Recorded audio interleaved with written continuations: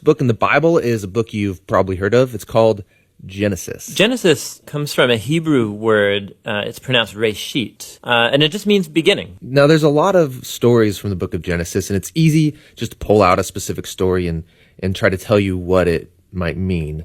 But we think the best way to understand this book is to look at the book as a whole and show you how the whole thing is designed. The book is designed to fall into two main parts. You have chapters 1 through 11, which is telling the story of God and the whole world.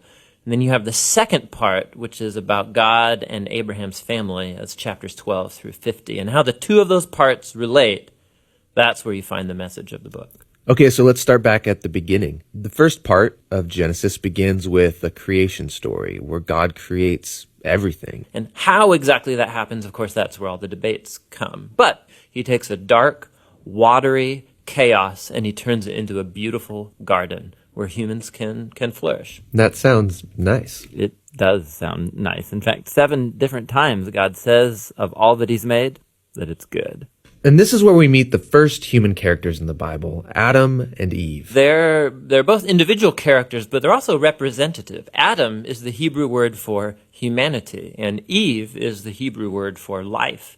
And God creates them in his image. In other words, humanity reflects, or is meant to reflect, the creativity, the goodness, and character of the Creator out into the world that he's made. And they're supposed to reproduce and make cultures and neighborhoods and art and gardens and everything else. But he gives them a moral choice about how they're going to go about building this world. And this is what the tree of the knowledge of good and evil is all about. And he tells them, don't eat of the fruit of this tree or you will die. What's that all about? So up till now, God has been the one defining and providing what is good. And so God is the one with the knowledge of good and evil. But now this tree represents a choice. Will the humans trust God's definition of good and evil? Or are they going to seize the opportunity and define good and evil for themselves? And Adam and Eve eat the fruit. This is the core biblical explanation for that concept of sin, that desire to call the shots myself.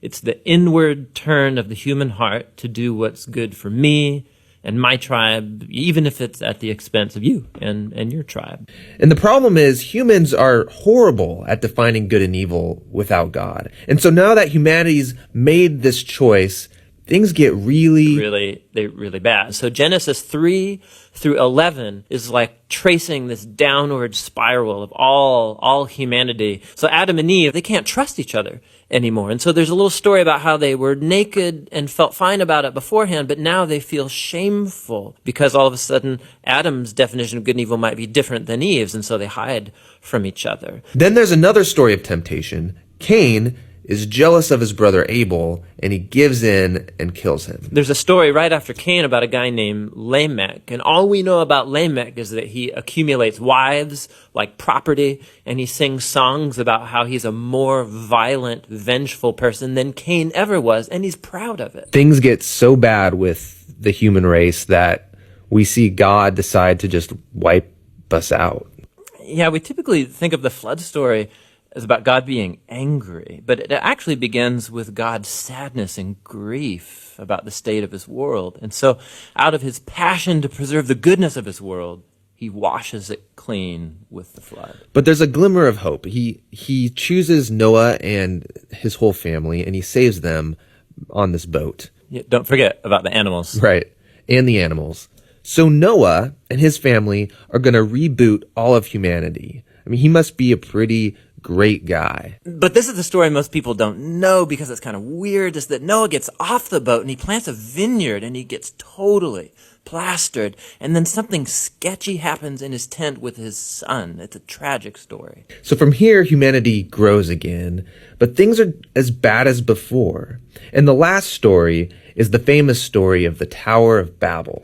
And in this story, you have all of the nations uniting together to use this new technology they have, the brick. And they want to make a name for themselves and build this big city with a huge tower that will reach up to the gods. But God knows that this city will be a nightmare. And so in his mercy, he scatters them.